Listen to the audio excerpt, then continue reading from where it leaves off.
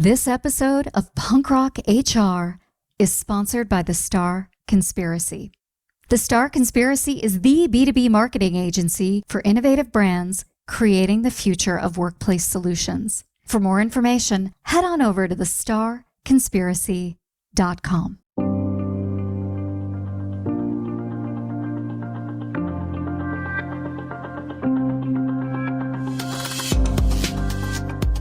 Hey everybody, I'm Lori Rudiman. Welcome back to Punk Rock HR.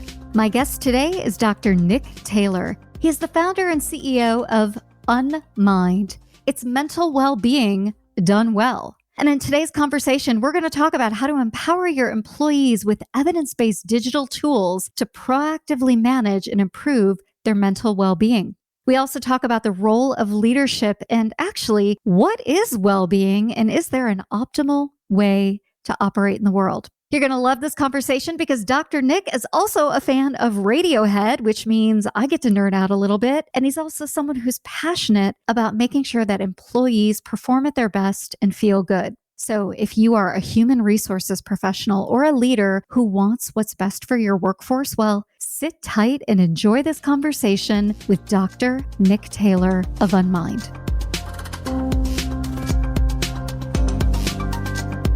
Hey, Dr. Nick, how's it going? It's going very well, thank you. Well, I'm super pleased you're here. It's a tradition of the show to have guests introduce themselves and say who they are and what they're all about. So why don't you do us that honor? Yeah, absolutely. So my name's Nick and I'm the CEO and co-founder of Unmind, we're a workplace mental health platform. Personally, I'm a dad of 3 children and live in the UK, in the countryside, and professionally, I'm a clinical psychologist. So much good stuff in there. Tell us a little bit about Unmind and why you do what you do. I've spent my adult life working in the field of mental health. I was a volunteer with the crisis helpline, the Samaritans, in the UK, the leading helpline for people who need a voice at the end of a phone. I was a frontline support worker with the mental health charity Mind, again, the leading UK mental health charity, working with people with severe and enduring mental illnesses, people who required 24/7 care in their journey of recovery or just to stay well. And then I became a clinical psychologist and ended up leading health teams in the National Health Service and also lecturing in mental health at world-leading organizations. So I've spent a lot of time in the field of mental health. And whilst I've seen a lot of brilliant practice and worked with some wonderful people, both providing and seeking care, I've ultimately been left feeling frustrated by the way in which, as a society, we address the topic of mental health. And that frustration boils down primarily to 2 things. The first is that people don't get access to timely mental health treatment when problems occur. And that's a problem because we know the right care at the right time results in the right health outcome. But the bigger frustration is that so much, if not all of our emphasis and focus is on reactive healthcare. In other words,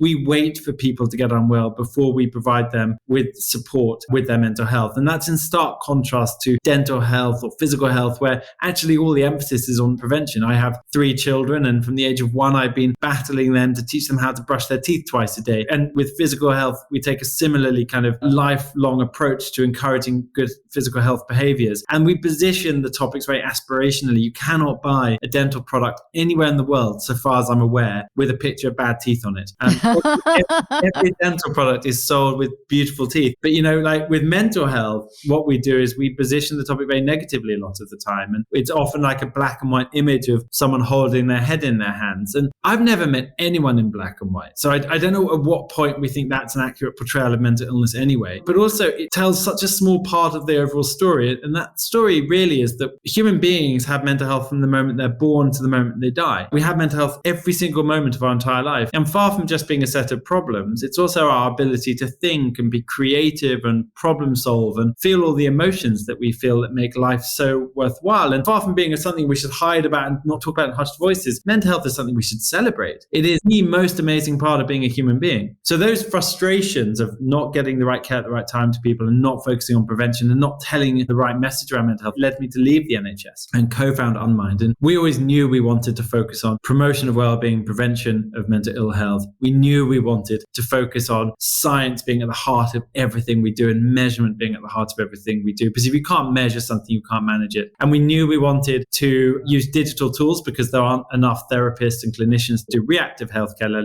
alone proactive healthcare with mental health. And we knew we wanted to focus in on the workplace. And that was 5 years ago now. Well, I'm amazed at this journey that you've had from practitioner to vendor to entrepreneur to innovator. It's pretty exciting. And I want to drill in on what Unmind is trying to accomplish. But first, I want to talk a little bit about optimum mental health, because you said something very interesting that when we talk about mental health, we talk about someone who's suffering, right? A black and white image. I wonder if there's optimum mental health, and how do you define a good state of mind and a poor state of mind? And can you even define it? It's a really great question. And I think sometimes we're too binary with mental health. We think you either have bad mental health or you have good mental health, but it's not true. Like so many things, you have it all the time. It's a spectrum. You move around with your mental health from day to day, week to week, month to month, year to year, and it's ever changing, really. And life is complicated. We all live these very, very complicated lives where things can be really stressful and life can be challenging. You know, the philosophers taught us to live is to suffer. You know, it is a part of life that suffering happens. But what we can do is that we can understand what is mental health. And mental health is biological. It's how much sleep we have, our genetics, our age, nutrition. It's how physically fit we are. It's our psychological life, our personality, core beliefs about the world, etc. And also it's our social lives, our workplace, our finances, and all of these things together combine to uniquely give us mental health. And actually, it can therefore vary a lot. I don't know about you, but I don't know very many people that are hopeful about the world of work. And I'd like to change that. My name's Marcus Mossberger, and I started the Hope at Work podcast, where you'll find two things. Number one, really interesting guests. And number two, innovative ideas about the future of work. Check it out. I'm a little worried right now that the current trend in organizations is to view optimal mental health as shiny, happy people. And leaders have become these de facto therapists where they ask us how we feel, but they don't really listen and they don't really have any solutions when we say, I'm feeling terribly, or I'm feeling conflicted, or I'm feeling kind of flat, but I can still come to work every day and do my job, right? So I'm just a little bit worried about how mental health is viewed in this current landscape. What's your reaction to that? I think it's a good point. First off, on the point of listening, I don't think we spend nearly enough time learning how to listen, and yet it's an incredibly impactful thing to be able to do. The second piece is around, I think it's really important to challenge the assumption that because your mental health might not be good, or because you might have a diagnosis of a mental illness, that means you can't also be productive. It's perfectly possible to be very productive in many instances. And equally, that we shouldn't avoid negative emotions or what we perceive as negative emotions. And I say that as an avid Radiohead fan. There's a joy to sadness, and there can be beauty in negative emotions. We can learn a lot through emotions we might not want every single day of our life. So it is important to tell the full picture around mental health as part of how we talk about it. Well, as a fellow Radiohead fan myself, I have a tattoo that talks about the low-flying panic attack that many of us feel. And for me, that low-flying panic attack has been a motivator in my life to deal with things head on, to attack things, to face my fears. And I'm so glad you talk about this, because I would imagine Unmind has tools for both the organization, for leaders and employees to really address mental health in the workplace. So talk a little bit about that. At the heart of what we do in our DNA is this idea that if you can't measure something, you can't manage it. So measurement is really important. From day one, we didn't feel comfortable with the measures that were available because they're very negatively skewed and they don't really empower people, in our opinion, to get the right care at the right time. So we built our own assessment tool in collaboration with some of the world's top universities that gives the employees insight into how their mental health is. You don't get scores in depression, anxiety, and stress. You get scores in coping, calmness, and happiness. So it's skewed, and the language is used is more aspirational. Based on your score profile, you're then signposted to what's going to be most impactful for you. And that can be very wide ranging, from educational material about how to think about imposter syndrome, through to tools that you can use to improve your sleep, through to, topical to our conversation, learning about how to listen better. So it's really wide and varied. And we work with the world's leading authors, academics, and clinicians to bring all of their incredible teachings to life. Well, I also wonder how a tool like Unmind garners trust within an organization, because there are so many solutions out there that are trying to address mental health and mental well-being, and the utilization rate is low, or people feel that their information that they give up may not be kept in a confidential way. So do you think about those concerns? Do you address those concerns? And how do you get people to actually utilize the tool? I think working with organizations to ensure that their people trust the provision that they are provided for is incredibly important. And we do so much work about when an employee first logs into Unmind or comes to look at Unmind, in reassuring the employee about how their data is anonymous to them and how much we will do to protect their security around the topic of mental health. Equally, we run campaigns for the launch and the ongoing campaigns throughout the year to educate the workforce about the resource they have available to them and the value that they can get from using it. So, Dr. Nick, tell us about the role of leaders in an organization in creating this world of trust. I think leaders are so incredibly important at all elements of an employee life cycle, but creating conditions of trust, really impacting the positive worker experience is so important. So talk to me a little bit about that. Yeah, it's a good question because it's interesting, isn't it, to think about what impact can a leader have on the culture of an organization, because so much of trust comes around culture. And employees need to know that their leaders not only are living by the values of the business they're in, but also that they are creating a safe psychological space where it's okay to share, it's okay to bring your whole self to work. And I think what leaders can do is to be human in the workplace, to share their own experiences that they've had in their life, to try to help others know that just because they're in a position of leadership doesn't mean that they haven't got many of the same challenges that others may have as well. I think that there's so much that can be done there. But I also think leaders making sure they're investing in multi-year campaigns around well-being for their people. It's a long-term financial commitment that organizations have to make, and leaders ultimately can make that decision and unlock budgets as well. So how do leaders work with an organization like Unmind? So I would imagine you come in and provide some assessments, as you've talked about, and you also provide, I would imagine, some training and some consulting to make sure that leaders are fully living the values that they state. Am I not mistaken? More or less, in our experience, every organization we work with have advocates who are deeply passionate about the topic of mental health and well-being. And we love to collaborate with leaders who have that passion and then to record webinars or live discussion events with those leaders on stage for their employees to hear, and so that they can share as a leader in that business their relationship to the topic of mental health and help normalize the subject for everyone. What about an organization that recognizes its leadership team isn't necessarily comfortable with this topic of mental health, or the leadership team that doesn't necessarily trust naturally? How do you work with them? I think it's perfectly okay to not feel comfortable around a topic. I think what's important is that there is a desire and curiosity to learn and get comfortable, because actually I believe that leaders have a responsibility to really drive the well-being agenda, because it's their responsibility to create cultures and environments where people are well and have an opportunity to be well, where those cultures and environments do not do damage to people's health.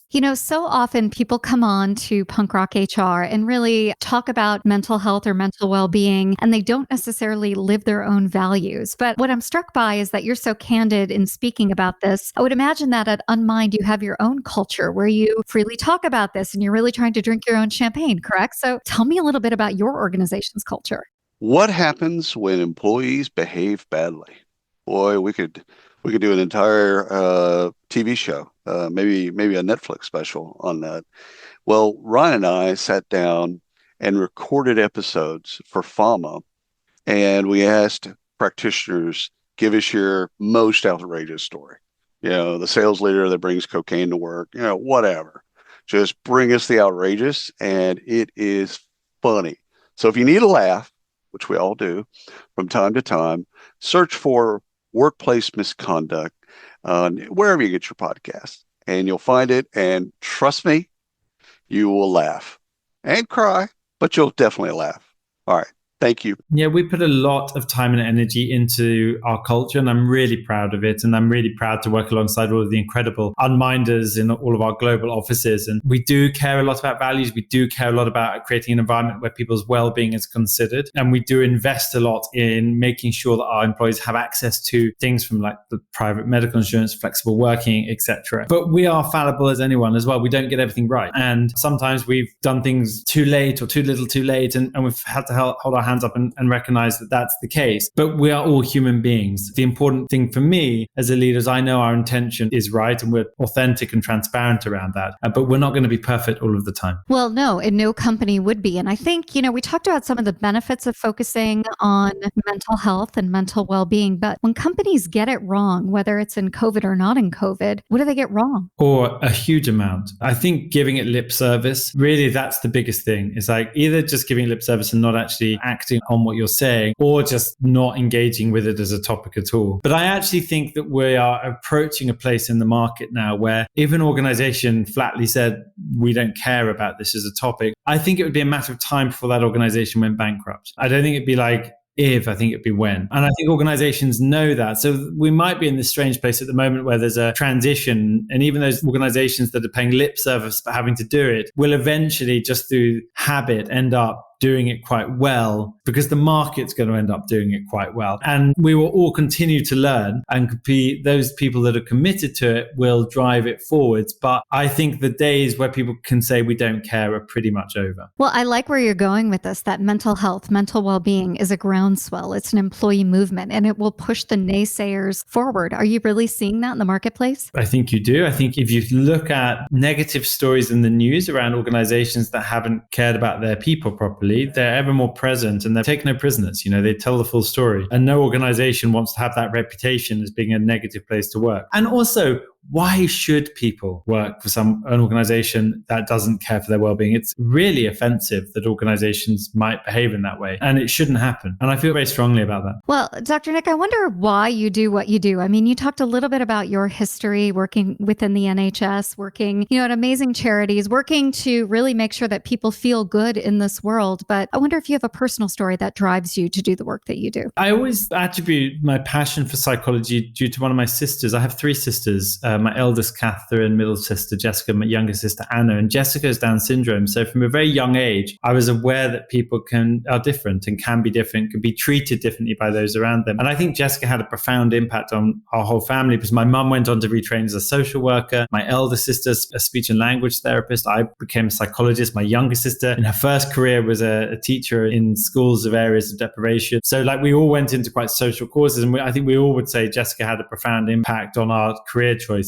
I think it's interesting because the act of psychology is an act of service, right? That's a career that's based in service. And here you are trying to translate that into a technological platform. How's that going? Well, look, I think it's really important to recognize the potential value of technology enhancing our lives, also to recognize the limitations of technology. I've personally managed waiting lists in healthcare services. I know what it feels like as a clinician to have to say to somebody, I'm sorry, we're not going to be able to see you for 6 months because we simply don't have capacity, in the knowledge that that person really needs support. So I believe very much that technology has a key role to play in the topic of healthcare in the same way that it does in so many areas of our lives. But that doesn't mean that there isn't also enormous value in traditional ways of delivering mental health care. But it's thinking, what is the right care at the right time? And in the same way that I don't need a dentist to brush my teeth, I don't need a therapist to learn how to proactively manage my mental health. Well, yeah, and that's why it's so important to offer a tool like Unmind in an organization, because you're right. I mean, this focus on preventative care, which is what we began the conversation with and what I would like to end the conversation with, is so incredibly important. And it's also something that we alone as employees can really do for ourselves. So as we wrap up the conversation, leave us with some parting thoughts about where we are today in society and the role of Unmind in an organization. So where we are in terms of society with mental health it's a story of two halves, really. On the one hand, we have a greater problem around the prevalence of mental illness than we've ever had before. And it is an enormous problem. The scale of mental illness in today's society is mind-boggling. Whilst we look at these big statistics, actually, when you break it down, each individual has a lived experience that they want to get better from or that has caused them difficulty. So it's a very real human problem we have. The flip side of that is that we are now in a time when the topic of mental health is finally being destigmatized in ways that was unimaginable just a few years ago. People are able and confident to talk about mental health in ways they couldn't before. And there's a move towards promotion of well-being and prevention of ill health. They are absolutely the right trends to be seeing. After all, mental health is a truly wonderful part of the human experience, and it deserves to get that reputation back. We spend probably 4 to 6 minutes a day brushing our teeth. Wouldn't it be wonderful if in the future we could all say the same about our mental health? And Dr. Nick, if people are curious about Unmind and what you can do for their organization and their enterprise, where can they find you? They can find us at unmind.com, and we would be really happy to speak with them. So please do reach out and get in touch. We love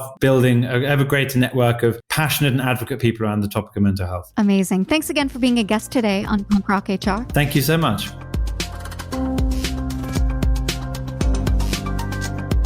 Hey everybody, I hope you enjoyed this episode of Punk Rock HR. We are proudly underwritten by The Star Conspiracy. The Star Conspiracy is the B2B marketing agency for innovative brands creating the future of workplace solutions. For more information, head on over to thestarconspiracy.com. Punk Rock HR is produced and edited by RepCap with special help from Michael Thibodeau and Devin McGrath. For more information, show notes, links, and resources, head on over to punkrockhr.com.